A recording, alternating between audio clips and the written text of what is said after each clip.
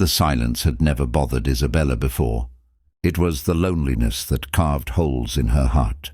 On her 14th birthday, she sat alone at a corner table in the upscale restaurant her father had reserved, watching families laugh and celebrate together, their mouths moving in conversations she couldn't hear, sharing joy she couldn't access. The crystal chandeliers sparkled overhead, the finest dishes were arranged before her, and a small birthday cake with delicate sugar flowers sat untouched. She had everything money could buy, except the one thing she desperately wanted: someone to truly see her. Isabella Chen was used to being invisible in plain sight. Her father, Marcus Chen, was one of Silicon Valley's most successful entrepreneurs, a man whose company had revolutionized cloud computing and whose name appeared regularly in Forbes. He provided her with the best of everything: a mansion in Los Altos Hills, private tutors, the latest technology, a closet full of designer clothes she never asked for. But Marcus was always traveling, always in meetings, always building the next big thing. He'd arranged this birthday dinner at Le Bernardin during his brief stop in New York for a conference, promised he'd be there, then called 30 minutes ago, with the apology she'd heard countless times before. Something urgent had come up. The board needed him. He'd make it up to her. The waiter had been kind, awkwardly speaking slowly and loudly, as if volume could bridge the gap her deafness created. Isabella had smiled politely and pointed to items on the menu, pretending she couldn't see the pity in his eyes.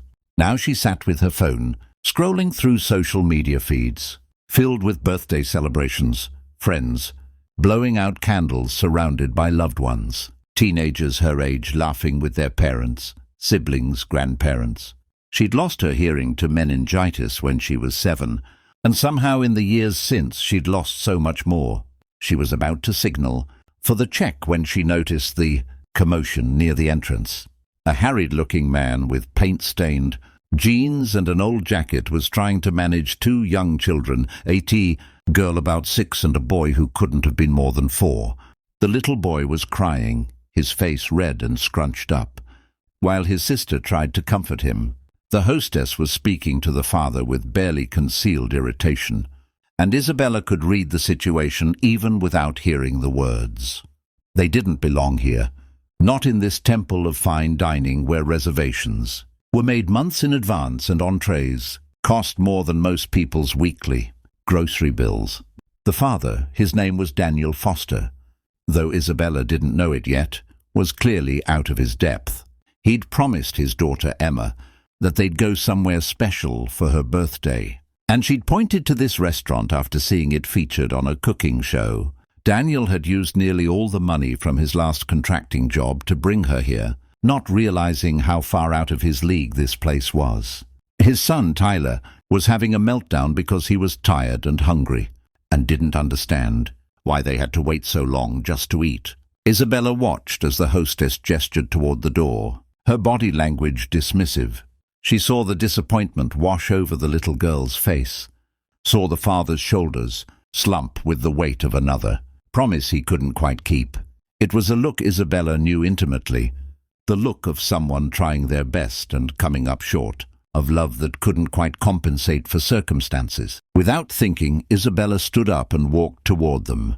The hostess turned to her with a practiced smile, the kind reserved for wealthy patrons. Isabella pulled out her phone and typed quickly, showing the screen to the woman. "They're with me. Add another table to mine, please." The hostess's eyes widened. "Miss Chen, I don't think—" Isabella typed again. "Now, please." Money had a language all its own, one that transcended words and sound. Within minutes, a larger table had been arranged, and the confused father found himself being ushered to the corner area where Isabella had been sitting alone. She smiled at them and gestured to the chairs, then pulled out her phone again. "Please join me. It's my birthday too, and I don't want to eat alone." Daniel stared at the message, then at this elegant teenage girl in her designer dress, then back at the message. I don't understand." "We can't." Isabella was already typing. "You can and you will. Birthday girls should stick together." She nodded toward Emma, who was watching with wide eyes. Can you not hear me?" Daniel asked gently. Isabella shook her head and signed, "I'm deaf." Then she saw something she hadn't expected. Recognition flickered across his face. His hands moved carefully, awkwardly, but unmistakably in American Sign Language. "Thank you. You are very kind." Isabella's breath caught. She signed back, faster, more fluid. "You know ASL?" Daniel's response was slower, clearly rusty. "I learned years ago. My mother was deaf. I'm not very good anymore.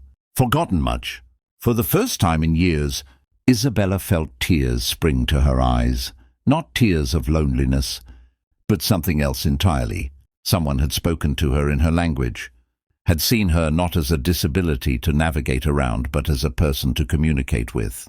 She signed back, "Good enough."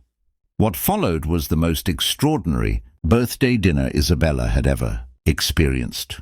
Daniel ordered modestly the cheapest items on the menu, but she insisted they try the specials, the chef's recommendations, everything she'd been too sad to enjoy alone. She taught Emma and Tyler some basic signs, laughing silently as Tyler kept signing more after every bite of the chocolate soufflé. Daniel's signing improved as the evening went on, muscle memory returning, and they fell into real conversation. She learned that Daniel was a single father, that his wife had died in a car accident 3 years ago, that he worked multiple contracting jobs to make ends meet. He learned that Isabella spent most of her time alone, that she attended a mainstream school where few people had bothered to learn even basic signs, that her father's money had built walls as much as it had opened doors. "Money can't buy what we have right now," Daniel signed slowly, carefully. "Connection, understanding, being seen." Isabella nodded, unable to explain how much those words meant. For so long, she'd been surrounded by people who treated her deafness as something to fix or work around, never as simply part of who she was. Her father had thrown money at the problem, the best hearing aids, the most advanced technology, speech therapists and specialists.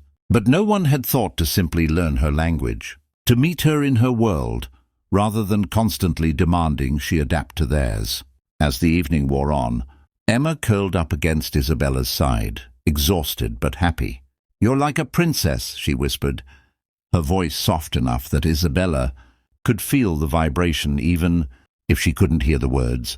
Daniel translated the sign, and Isabella smiled, signing back. "Then you're a princess too. All birthday girls are." When the check came, Isabella's card was already with the waiter. Daniel tried to protest, but she was insistent, typing out, "You gave me something more valuable than this meal. You gave me the best birthday I've had in 7 years." As they prepared to leave, Daniel hesitated, then typed out a message on his phone. "Would you like to stay in touch? Emma and Tyler would love to see you again, and honestly, so would I. Not because of money or anything like that, just because you're easy to talk to. And I think maybe we both understand what it's like to be lonely in different ways." Isabella nodded emphatically, and they exchanged numbers. As she watched them leave, Tyler asleep on Daniel's shoulder, Emma turning back to wave excitedly, she felt something shift inside her chest. For the first time in years, she didn't feel quite so alone. The friendship that developed over the following months surprised everyone, especially Marcus Chen, when he finally made it home 2 weeks after Isabella's birthday. He found his daughter different, lighter, happier, more engaged with life. She told him about Daniel, Emma, and Tyler, about learning to cook with them in Daniel's modest apartment, about teaching Emma more signs, about Tyler's determination to master the alphabet in ASL. Marcus was initially skeptical, suspicious even. What did this man want from his daughter?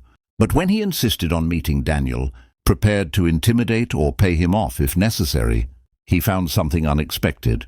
A man who treated Isabella like a person first, who had learned to communicate with her not for gain, but because it was the right thing to do, whose children adored her, not for what she could give them, but for who she was.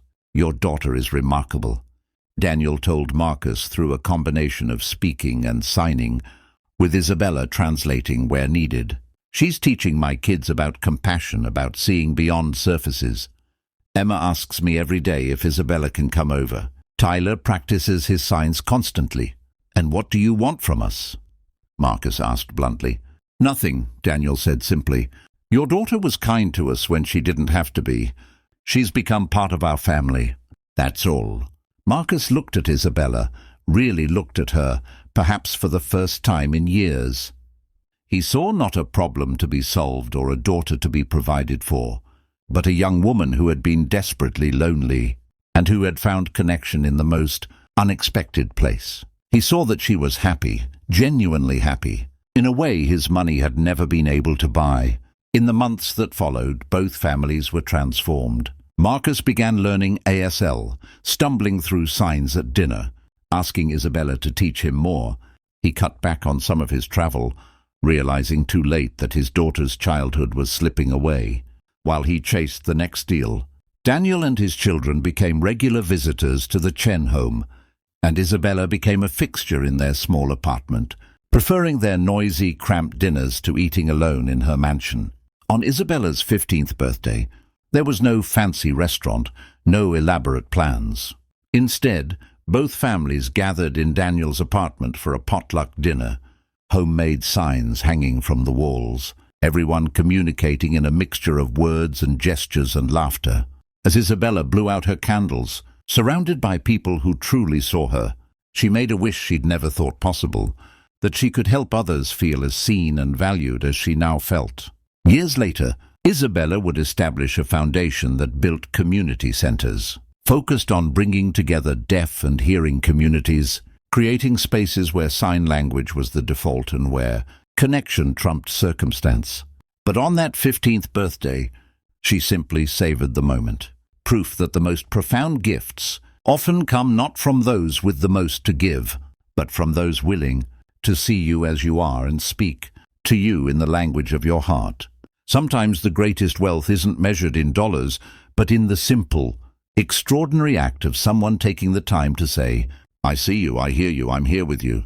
And sometimes it takes spending a birthday alone to finally discover you're not alone at all.